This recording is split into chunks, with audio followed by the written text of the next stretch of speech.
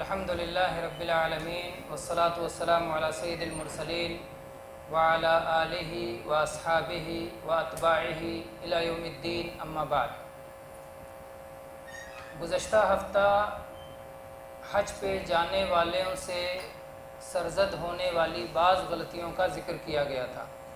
موٹی موٹی 3-4 غلطیوں کا ذکر آیا تھا۔ آج ہم انشاءاللہ ترتیب سے شروع سے احرام باندھنے سے لے کر کے اور طواف وداع تک بہت ساری غلطیاں جو ہوتی ہیں ان کو ترتیب سے ذکر کرنے کی کوشش کریں گے۔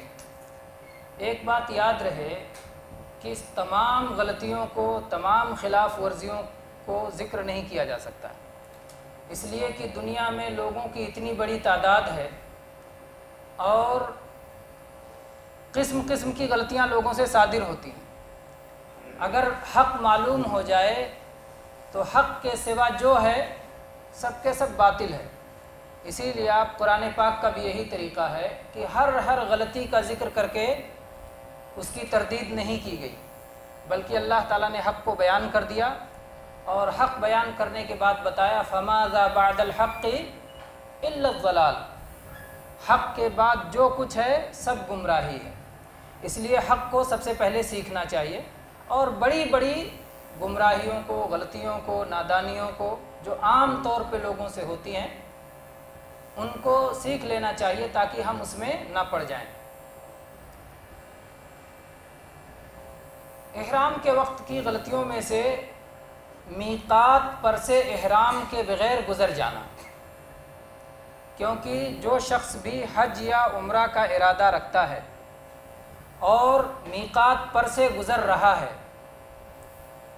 تو اس کی ذمہ داری ہے کہ وہ احرام باندھے، چاہے وہ خشکی کے راستے سے گزر رہا ہے، چاہے وہ سمندر کے راستے سے گزر رہا ہے، چاہے وہ فضا سے گزر رہا ہے، ہوائی جہاز کے ذریعے سے، کسی بھی طرح سے اگر کوئی شخص حج و عمرہ کا ارادہ رکھتا ہے اور میقات سے گزر رہا ہے تو احرام باندھ کے گزرنا چاہیے۔ یہاں غلطی ہونے کا امکان کن لوگوں سے ہے؟ جو لوگ ہوائی سفر کر کے آتے ہیں اور ایسے ہوائی اڈے پر اترتے ہیں جو میقات کے اندر ہے، جیسے جدہ ہوائی اڈے پر اترنا ہے، جدہ ایئرپورٹ پر کسی کو اترنا ہے اور وہ اپنے ملک سے آ رہا ہے، اور ظاہر بات ہے جدہ والوں کے لیے میقات ہے، باہر سے آنے والوں کے لیے میقات نہیں ہے۔ باہر سے آنے والوں کے لیے جس سمت سے آ رہے ہیں اس سمت کا میقات متعین ہے۔ تو اگر وہ ریاض کی طرف سے جا رہے ہیں، نجد و حجاز کی طرف سے جا رہے ہیں تو ان کے لیے سیل کبیر یا طائف جسے کہا جاتا ہے طائف کے قریب میں، تو وہاں کا میقات ہے۔ تو ایک شخص جب جہاز پر اپنے یہاں بیٹھے تو اس سے بتا دے، اور جہاز میں عام طور پہ اس کا انتظام ہوتا ہے کہ جب آپ کا جہاز طائف کے اوپر سے گزرے گا تو آپ اطلاع کر دیجئے گا۔ جہاز کے اندر چونکہ بہت امکان ہے اس بات کا کہ آدمی کو کپڑا پہننے میں مشقت ہو یا حمام میں جا کر کے کپڑا تبدیل کرنے میں بھیڑ بھاڑ کی وجہ سے بہت زیادہ وقت گزرنے کا مسئلہ ہو، اس لیے اس کے لیے آسانی اس میں ہے کہ جہاں سے وہ پلین پہ سوار ہو رہا ہے، جہاز پہ جہاں سے سوار ہو رہا ہے وہیں کپڑا پہن لے۔ وہ کپڑا ہے، وہ احرام نہیں ہے، کپڑا وہیں پہن لے، ایک چادر نیچے ایک چادر اوپر، اور چونکہ وہ ابھی چادر ہے اس لیے اسے وہ چاہے جب چاہے سر پہ بھی رکھ سکتا ہے، اور چونکہ ابھی وہ احرام میں نہیں گیا اس دوران وہ نکاح کے تعلق سے باتیں بھی کر سکتا ہے، اور اس درمیان وہ ابھی خوشبو بھی لگا سکتا ہے کیونکہ ابھی وہ احرام میں داخل نہیں ہوا۔ لیکن جس وقت میقات پر سے اس کا جہاز گزرے اور اسے بتایا جائے کہ اب میقات کے اوپر سے جہاز گزر رہا ہے تو اس وقت وہ عمرہ شروع کرنے کی نیت کر لے، اور اس کپڑے کو اب گویا وہ احرام کا لباس ہو گیا، اب اس کو سر پہ نہیں رکھ سکتا، اس میں خوشبو نہیں لگا سکتا، اگر پہلے سے خوشبو لگا ہوا ہے تو وہ دھونا ضروری ہو جاتا ہے، اور اسی طرح سے دوسری پابندیاں اس پر لگ جاتی ہیں۔ کب سے؟ جب سے اس نے یہ نیت کی کہ اب میرا عمرہ شروع ہے، اب میں احرام میں ہو گیا، اور جب وہ کہتا ہے اللہم لبیک حجن، یا وہ کہتا ہے اللہم لبیک عمرہ، جب عمرہ کے لیے تلبیہ پکارتا ہے یا حج کے لیے تلبیہ پکارتا ہے تو اس کے بعد سے وہ احرام کی پابندیاں اس کے اوپر آ جاتی ہیں۔ تو جو لوگ یہ سوچتے ہیں کہ چلو اپنے یہاں بیٹھ جائیں، بمبئی سے، کراچی سے، کاٹھمانڈو سے اور کسی بھی ملک سے، ڈھاکہ سے، ریاض سے، کہیں سے بھی ایئرپورٹ سے بیٹھ گئے اور جا کے جدہ اتر جائیں گے، وہیں احرام باندھ لیں گے، جو لوگ ایسا کرتے ہیں وہ غلطی کرتے ہیں۔ اگر ایسا انہوں نے کیا تو انہیں جدہ اترنے کے بعد پھر اپنے قریبی میقات آنا چاہیے، اور اس سے سب سے قریب طائف ہی پڑتا ہے۔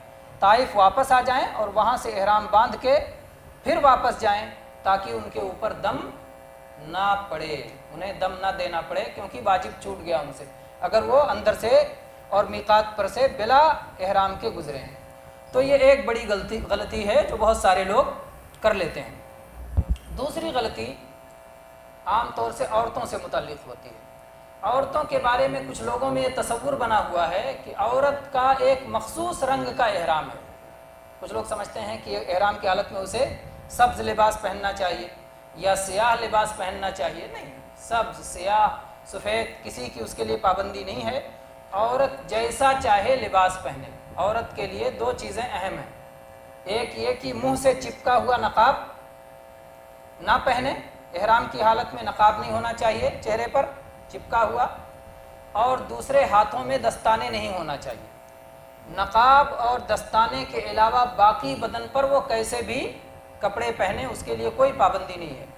البتہ نقاب پہننے کا مطلب یہ نہیں ہے کہ وہ چہرہ نہیں چھپائے گی، چہرہ وہ چھپائے گی جب اجنبی مردوں کا سامنا ہوگا۔ جب اپنے لوگوں میں رہے گی تو اسے چہرہ چھپانے کی ضرورت نہیں ہے۔ جو محرم ہے جب ان کے پاس چہرہ کھول سکتی ہے، جب غیر محرم کا سامنا ہو تو وہ چہرہ چھپائے گی۔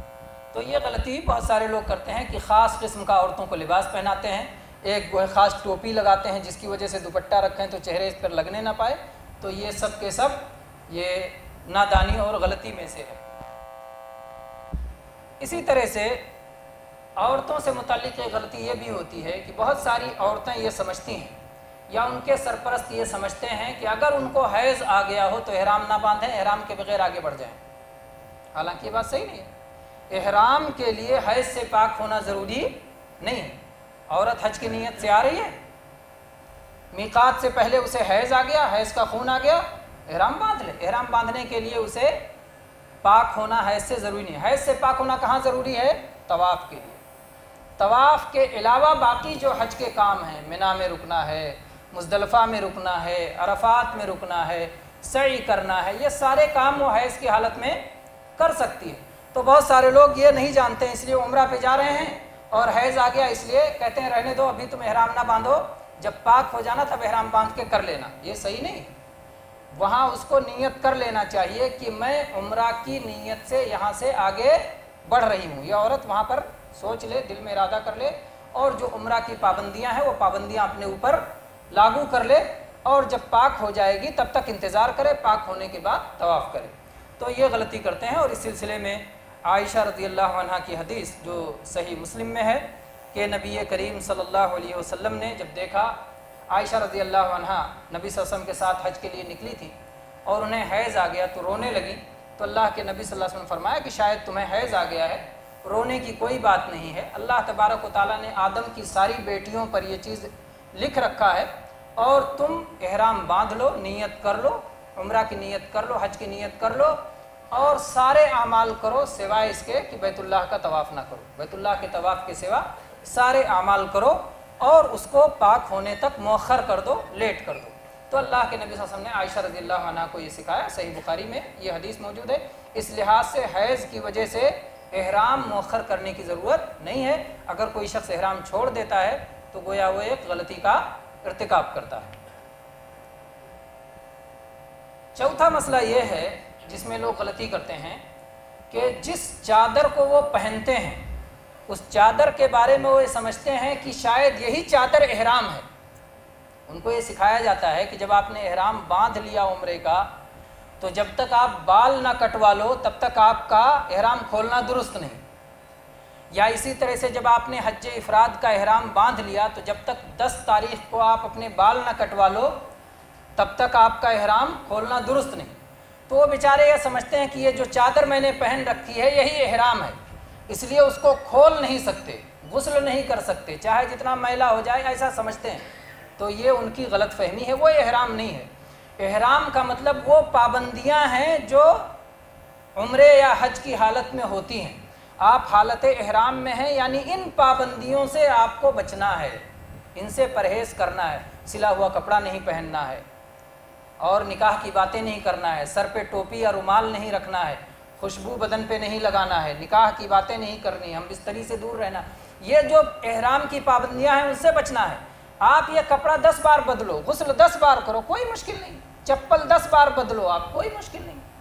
تو کچھ لوگ یہ غلط فہمی کی وجہ سے اسی میں پڑے رہتے ہیں، یا بہت بات کہتے ہیں نیچے والا اوپر کر لو، اوپر والا نیچے کر لو، لیکن اسے بدلنا نہیں چاہیے۔ تو یہ غلط فہمی کا نتیجہ ہے۔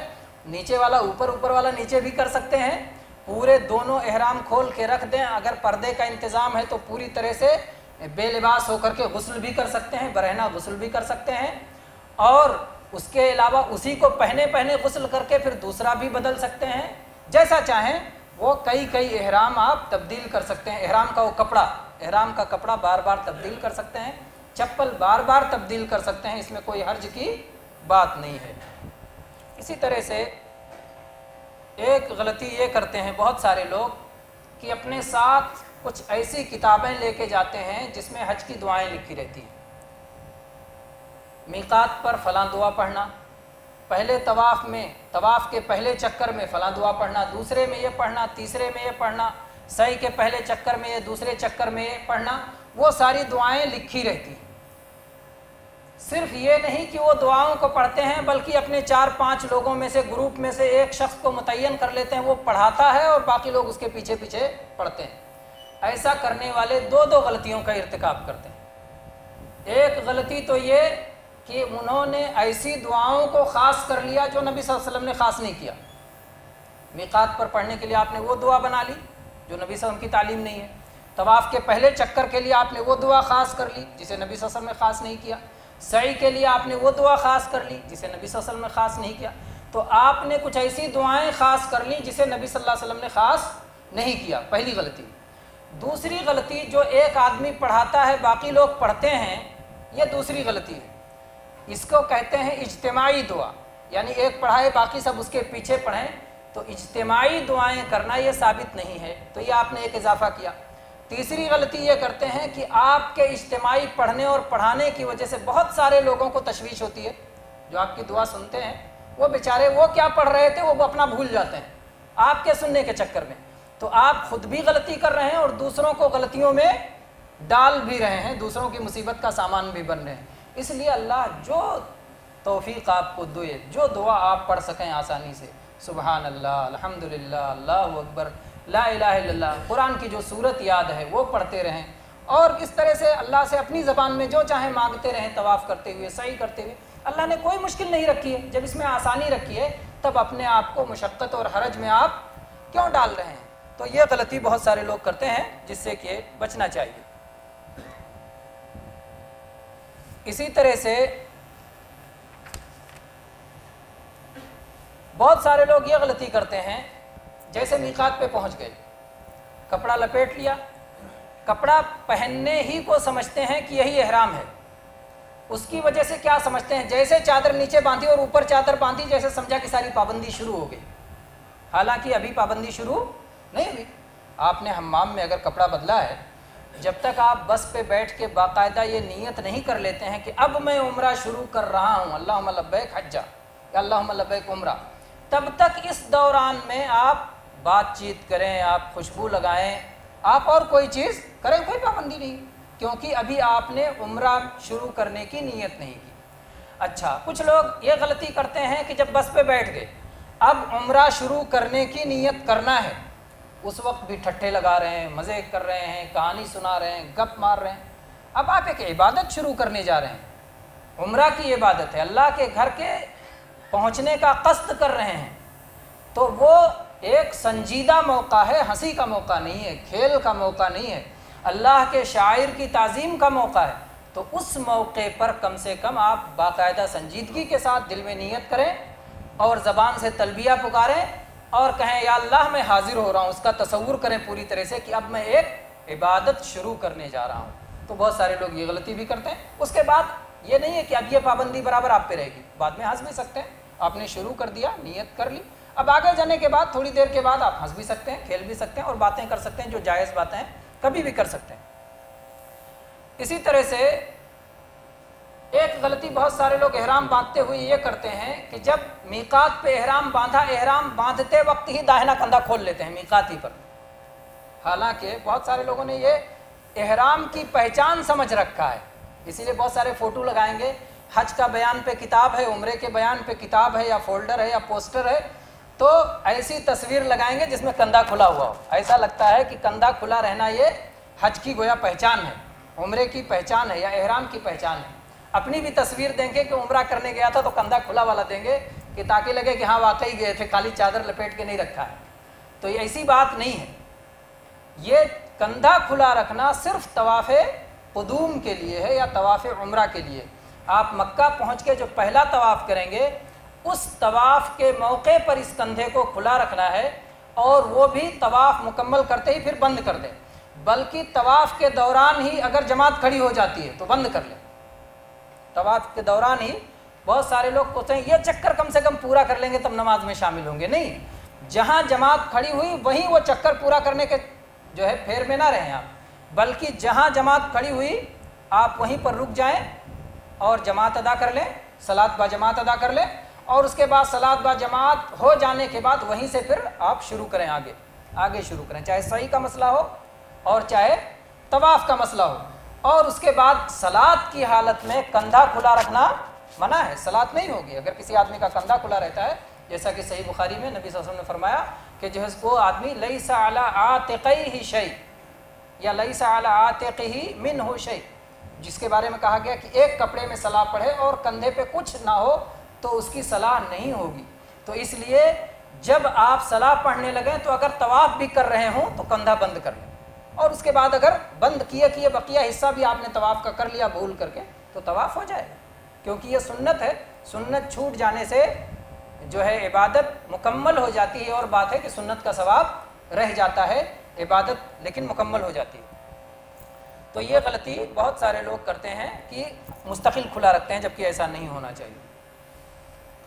بعض لوگ یہ غلطی کرتے ہیں طواف میں، طواف شروع کیا آپ نے بسم اللہ اللہ اکبر کہہ کر کے، اگر چوم سکیں تو حجر اسود کو چومیں، چھو سکیں تو چھوئیں، نہ چھو سکیں نہ چوم سکیں تو دور سے اشارہ کریں بسم اللہ اللہ اکبر، اور پھر کعبہ کو اپنے سینے کے قریب بائیں طرف کرتے ہوئے آپ چل پڑیں، دل کے قریب کر کے چل پڑیں طواف کرتے ہوئے. اور اس کے بعد میں جو دوسرا کونا آتا ہے یہ ہم مان لیتے ہیں نقشہ سمجھنے کے لیے کہ یہ حجر اسود کا کونا ہے، دروازہ ہے، اس کے بعد کعبہ کا دروازہ ہے، اس کے بعد میں اگلا کونا آتا ہے، پھر اس کے بعد میں جو حتیم کا حصہ بنا ہوا ہے جس کو حجر کہا جاتا ہے، تھوڑا سا ایسے مڑا ہوا، ایسے حصہ مڑا ہوا بنا ہوا ہے، اس کے باہر سے نکلنا ہے. اس کے باہر سے نکل کے جب آئے حجر اسود سے پہلے والے کونے پر تو اس کو کہا جائے گا رکن یمانی. اگر آپ اس کے قریب سے گزرتے ہیں تو اس کو چھوئیں، بے شک اس کو استلام کہا جاتا ہے، چھونے کو، اس کو چھو لیا جائے.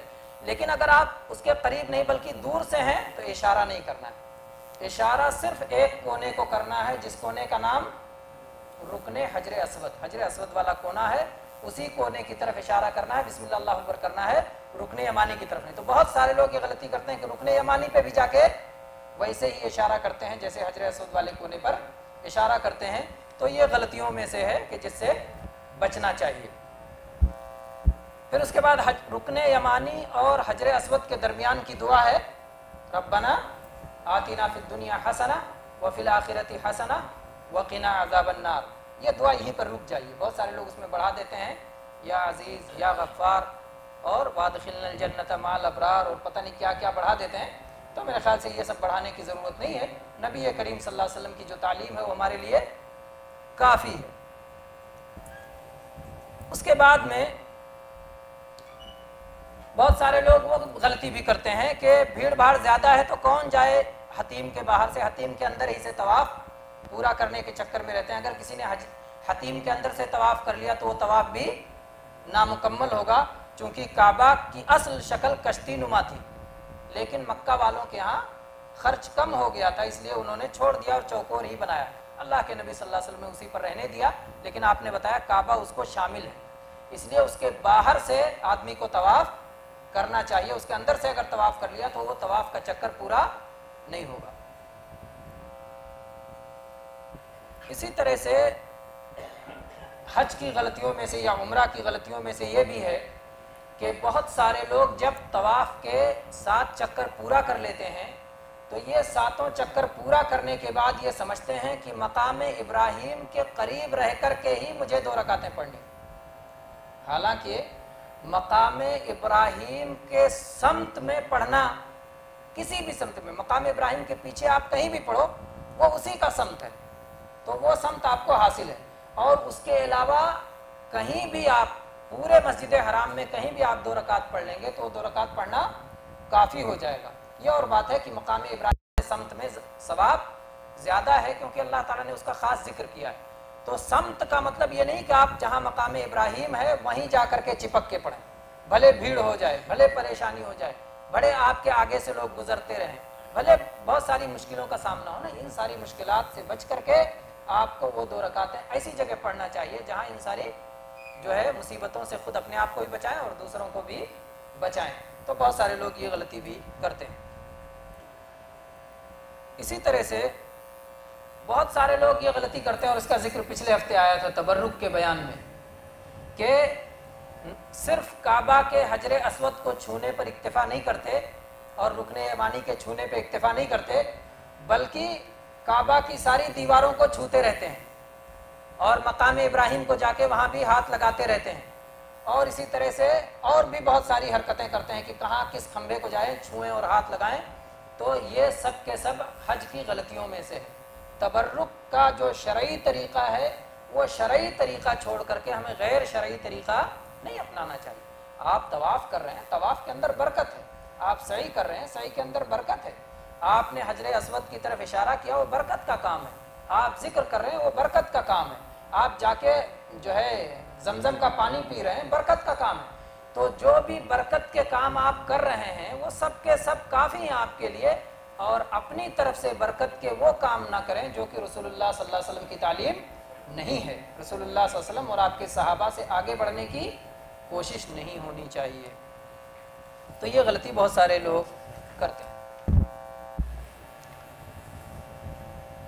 اسی طرح سے ایک غلطی جو خاص طور پہ عورتیں کرتی ہیں کہ حجر اسود چومنے کا شوق ہے، بہت سارے مرد بھی کرتے ہیں، بہت ساری عورتیں بھی کرتی ہیں۔ عورتوں کی غلطی بڑی غلطی ہے، اس لیے کہ اگر وہ حجر اسود چومنے کا شوق رکھیں اور اس بھیڑ میں گھس جائیں تو ان کی وجہ سے بہت سارے لوگ گنہگار ہوں گے، اور خود وہ بہت ساری تکلیفوں کا سامنا کریں گی اور بہت ساری مشقتیں جھیلیں گی۔ اور شریعت کا یہ اصول ہے درء المفاسد اولا من جلب المصالح، کہ مصیبتوں سے بچنا فائدہ اٹھانے سے پہلے ہے۔ ایک فائدہ نہ ملے کوئی بات نہیں، لیکن مصیبت میں بھی نہیں پڑنا، فائدہ ملے نہ ملے لیکن مصیبت میں نہیں پڑنا، یہ ہمیں شریعت نے تعلیم دی ہے۔ تو ایک عورت اپنے آپ کو مصیبت میں ڈالے ایسے مصیبت کے لیے جو کہ زیادہ سے زیادہ مستحب ہے، اور مردوں سے اپنے آپ کو بچانا فرض ہے، تو اس لیے عورتیں جو حجر اسود چومنے کے لیے اس بھیڑ میں گھستی ہیں یہ بہت بڑی غلطی ہے جس سے کہ عورتوں کو بچنا چاہیے۔ اسی طرح سے حاجیوں کی غلطیوں میں سے ہے صفا مروہ پہ جب جاتے ہیں تو صفا کی پہاڑی پر جب تک لاسٹ تک نہیں چڑھ جاتے سمجھتے ہیں کہ ہم صفا پہ ابھی چڑھے نہیں، پورا نہیں، آپ صفا کی پہاڑی پر چڑھ گئے، جس کو چڑھنا کہا جا سکے وہ پورا ہو گیا۔ آپ ایک دم آخر تک جانا یہ لازم نہیں ہے آپ کے اوپر، آپ صفا کی پہاڑی کو وہاں تک چڑھ گئے جہاں کے چڑھنا کہا جا سکے، اب وہاں سے گھوم کے آپ واپس جا سکتے ہیں دعا کر کے۔ اور اسی طرح سے بہت سارے لوگ 7 چکر یہ سمجھتے ہیں کہ صفا سے مروہ گئے تو ابھی چکر پورا نہیں ہوا، وہ سمجھتے ہیں کہ صفا سے لوٹ کے جب آپ صفا آ جائیں گے تب ایک چکر ہوگا، اس طرح سے وہ لوگ 7 کے بجائے 14 چکر کر لیتے ہیں، اور یہ غلطی ہے۔ صرف 7 چکر کرنا ہے، صفا سے مروہ گئے 1 چکر ہو گیا، اور مروہ سے صفا واپس لوٹ کے آئے 2 چکر ہو گیا، اس طرح آپ نے صفا سے شروع کیا اور مروہ پہ ختم ہو جائے گا۔ پھر اسی طرح سے کچھ لوگ یہ غلطی کرتے ہیں کہ جب یہ 7 چکر پورا ہو گیا تو 2 رکعتیں پڑھنے لگ جاتے ہیں، سمجھتے ہیں کہ طواف کے 7 چکر کرنے کے بعد 2 رکعت، تو پھر صفا مروہ پہ 7 چکر کرنے کے بعد 2 رکعت۔ میرے بھائی دین میں اپنا قیاس نہیں چلتا کہ ہمارے جو من میں آئے وہ دین ہے۔ دین وہ ہے جو رسول اللہ صلی اللہ علیہ وسلم نے بتایا، آپ کے صحابہ نے جو کیا، رسول اللہ صلی اللہ علیہ وسلم اور آپ کے صحابہ نے سعی کرنے کے بعد 2 رکعتیں نہیں پڑھی ہیں، اس لیے خطرہ ہے کہ کہیں آپ بدعت میں گرفتار نہ ہو جائیں، اس لیے صفا مروہ کا سعی مکمل کرنے کے بعد آپ کو 2 رکعتیں نہیں پڑھنی ہیں۔ اسی طرح سے وہاں پر دعا میں یہ سکھایا گیا کہ جب آدمی صفا پہ پہنچے تو پڑھے ان الصفا والمروہ من شعائر اللہ۔ اللہ کے نبی صلی اللہ علیہ وسلم نے پہلی بار جب صفا پہ پہنچے تھے تو آپ نے کہا تھا ان الصفا والمروہ من شعائر اللہ ابدأ بما بدأ اللہ، کہ صفا اور مروہ یہ اللہ کی نشانیوں میں سے ہے، میں بھی وہیں سے شروع کر رہا ہوں جہاں سے اللہ نے شروع کیا۔ اللہ نے کہاں سے شروع کیا؟ صفا سے، ان الصفا والمروہ، اللہ نے پہلے صفا کا نام لیا تو اللہ کے نبی صلی اللہ علیہ وسلم نے سعی کو صفا سے شروع کیا۔ تو آپ نے پہلی بار جب آپ صفا پہ گئے تھے تو آپ نے یہ دعا پڑھی تھی۔ کچھ لوگ کیا کرتے ہیں، یہ آیت مروہ پہ بھی پڑھتے ہیں، پھر لوٹ کے آتے ہیں دوسرے چکر میں پھر صفا پہ پڑھ لیتے ہیں، پھر مروہ پہ پڑھتے ہیں۔ تو یہ آیت صرف پہلی بار پڑھنا ہے، بار بار نہیں پڑھنا ہے، بار بار باقی والی دعا پڑھنا ہے، لا الہ الا اللہ وحدہ لا شریک لہ لہ الملک و لہ الحمد وہو علی کل شیء قدیر، لا الہ الا اللہ وحدہ انجز وعدہ ونصر عبدہ وہزم الاحزاب وحدہ۔ یہ دعا بار بار پڑھنی ہے، لیکن ان الصفا والمروہ یہ صرف پہلی بار پڑھنی ہے۔ تو کچھ لوگ یہ غلطی بھی کرتے ہیں، اور وہ تو بتا ہی دیا گیا کہ کندھا کھولے کھولے کچھ لوگ سعی کرتے رہتے ہیں، یہ بھی صحیح نہیں ہے۔ اب کندھا سعی جب آپ کرنے لگے تو آپ کو کندھا بند کر لینا چاہیے۔ اسی طرح سے اب یہ سمجھیے مکہ کا کام ہو گیا، اب چلتے ہیں عرفات۔ وقوف عرفہ یہ حج کا رکن اعظم ہے۔ عرفہ پہنچ کے کچھ لوگ اگر کچھ لوگوں کا منی چھوٹ گیا تو کوئی بات نہیں، سنت ہے، ڈائریکٹ کوئی عرفہ پہنچ جائے تو اس کا حج ہو جائے گا۔ تو بعض لوگ یہ سمجھتے ہیں کہ منی اگر چھوٹ گیا تو پھر عرفہ جانے کی ضرورت نہیں ہے، اب جو ہے وہیں سے لوٹ آتے ہیں، یہ صحیح نہیں ہے۔ اگر آپ کا منی 8 تاریخ کا چھوٹ گیا کوئی بات نہیں، آپ سیدھے عرفات جائیں اور آپ کا حج ہو جائے گا، حج ہو جائے گا۔ تو عرفات جائیں تو عرفہ سے غروب سے پہلے نہ نکلیں، بہت سارے لوگ غروب سے پہلے نکل آتے ہیں، اگر کوئی ایسا کرتا ہے تو وہ واجب چھوڑنے کا مرتکب ہے۔ اسی طرح سے جب عرفہ سے لوٹتے ہیں تو بہت سارے لوگ خاص طور پہ گاڑی والے بار بار ہارن بجاتے ہیں، اور پیدل والے بھی دھکا مکی کر کے تیزی سے آگے بڑھنا چاہتے ہیں کہ مزدلفہ پہنچ کر کے مغرب اور عشاء پڑھنا، اس لیے جلدی مزدلفہ پہنچو۔ تو نبی کریم صلی اللہ علیہ وسلم نے باقاعدہ حکم دیا، بعض لوگ جلد بازی کر رہے تھے آپ کے زمانے میں، تو آپ نے فرمایا جلد بازی کرنا نیکی نہیں ہے، بلکہ سکون اور وقار کے ساتھ چلو۔ تو سکون اور وقار کا اہتمام کرنا چاہیے۔ مزدلفہ کی طرف لوٹتے ہوئے لیٹ ہو جائے کوئی بات نہیں، جب آپ کو راستہ ملے، گنجائش ہو تو آپ تیز چلیں، کوئی مسئلہ نہیں ہے، تیزی وقار کو ختم نہیں کرتی، لیکن دھکا مکی کرتے ہوئے، زبردستی راستہ بناتے ہوئے، لوگوں کو پریشان کرتے ہوئے، یہ درست نہیں ہے۔ اسی طرح سے بعض لوگ مزدلفہ میں پہنچ کے پہلا کام یہ کرتے ہیں کہ چلو کنگری چن لیتے ہیں۔ مزدلفہ میں پہنچتے ہوئے پہلا کام کرنا کیا چاہیے؟ مغرب اور عشاء پڑھنا۔ پہلا کام پہنچ کے مغرب پڑھنا 3 رکعتیں اور عشاء کی 2 رکعتیں۔ آپ کے پاس پوری رات پڑی ہوئی ہے کنکری چننے کے لیے، لیکن نہیں، پہلے پہنچی پہلی فرصت میں چلو کنکری چن لیتے، تو یہ بھی غلطی ہے، اور اس کی وجہ سے مغرب اور لیٹ ہو جاتا ہے، جتنا کہ لیٹ نہیں ہونا چاہیے۔ اسی طرح سے اور پھر کنکریاں جو ہے مینا میں بھی جا کے چن سکتے ہیں، کوئی مشکل نہیں ہے کہ یہ سمجھیں کہ نہیں مزدلفہ ہی سے ہمیں کنکریاں لینا ہے۔ اسی طرح سے بہت سارے لوگ یہ غلطی کرتے ہیں کہ مزدلفہ میں مغرب پڑھنا ہے، جہاں قبلہ کا اندازہ لگا اسی طرح منہ کر کے پڑھنا شروع کر دیا۔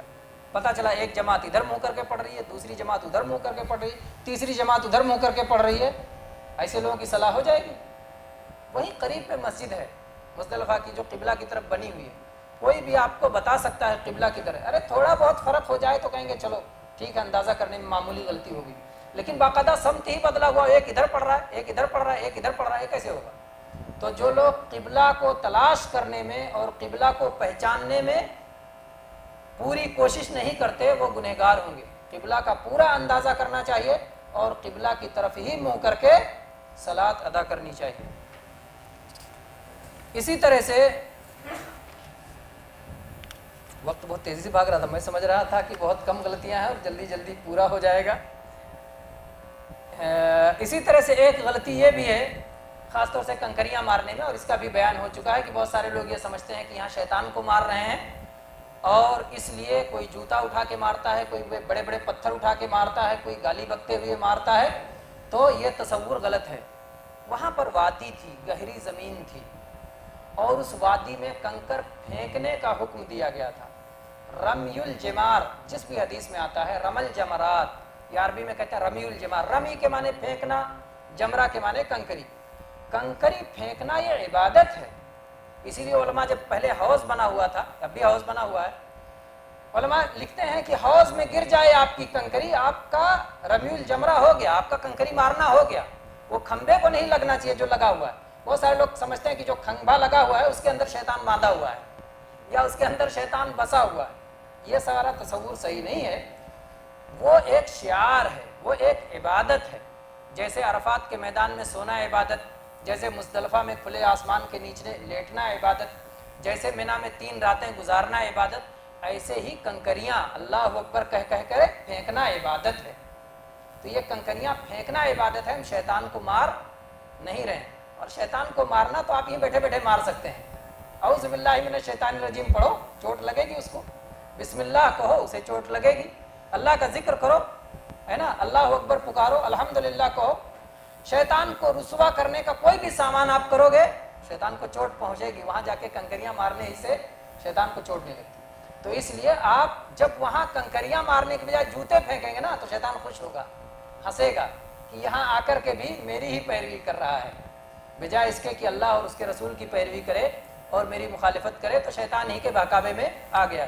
تو اس لیے اگر کوئی شخص منی پہنچ کر کے جو صحیح طریقہ سنت کا بتایا گیا اللہ اکبر کہہ کے کنکری مارنا، اگر اس طرح نہ مارے، چنے کے دانے کے برابر سے بڑی کنکریاں اگر استعمال کرے تو وہ غلطی کا ارتکاب کر رہا ہے۔ اسی طرح سے بعض لوگ یہ غلطی کرتے ہیں سر مڈانے یا بال کٹانے کے تعلق سے کہ چند بال کٹوا لیتے ہیں یا سر کا کچھ حصہ مڈا لیتے ہیں، پورا حصہ مڈاتے نہیں، تو یہ غلط ہے۔ یا تو پورا حصہ سر کا مڈائیں، اور اگر کٹائیں تو پورا حصہ کٹائیں، اور کٹانے میں پورا حصہ کٹانے کا مطلب یہ نہیں کہ مشین ہی لگوائیں، مشین لگوانا ضروری نہیں ہے، آپ جیسے عام دنوں میں جا کے پورے سر کے بال سے کٹاتے ہیں اس طرح پورے سر کے بال سے اگر کٹا لیتے ہیں تو انشاءاللہ وہ کافی ہو جائے گا۔ اس میں بہت سارے لوگ غلطی کرتے ہیں۔ اور پھر اس کے بعد میں آخری غلطی کا ذکر کر کے بات ختم کر دیتے ہیں، کیونکہ بعض چیزوں کا ذکر ہو چکا ہے پچھلے درس میں۔ کچھ لوگ یہ سمجھتے ہیں کہ اگر ہم صرف مکہ گئے اور حج کر کے واپس آ گئے یا مکہ گئے عمرہ کر کے واپس آ گئے تو ہمارا حج ہوا ہی نہیں، ادھورا رہ گیا، جبکہ آپ کا حج پورا ہو گیا، آپ کا عمرہ پورا ہو گیا۔ مکہ ہی میں حج عمرہ ہوتا ہے۔ مسجد نبوی کی زیارت یہ مستقل عبادت ہے، جیسے عمرہ ایک مستقل عبادت ہے ویسے مسجد نبوی میں جا کر کے صلاۃ پڑھنا ایک مستقل عبادت ہے، دونوں کا ایک دوسرے سے کوئی تعلق نہیں ہے۔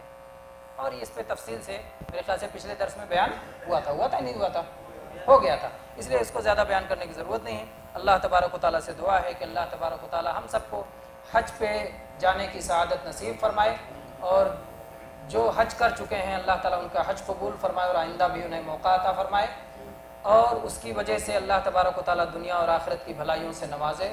اور حج میں عام طور پر جو لوگ بہت ساری غلطیوں کا ارتکاب کرتے ہیں اللہ تعالیٰ ان غلطیوں سے ہماری حفاظت فرمائے، اور اگر ہم اس طرح کی غلطیاں کر چکے ہیں تو اللہ تعالیٰ اسے معاف فرمائے، اور آئندہ کی زندگی میں اللہ تبارک و تعالیٰ ہمیں بہتر سے بہتر بننے کی اور صراط مستقیم پر اچھے انداز میں قائم رہنے کی توفیق عطا فرمائے۔ آمین۔ وآخر دعوانا الحمد للہ رب العالمین، وصلی اللہ علی نبینا وسلم۔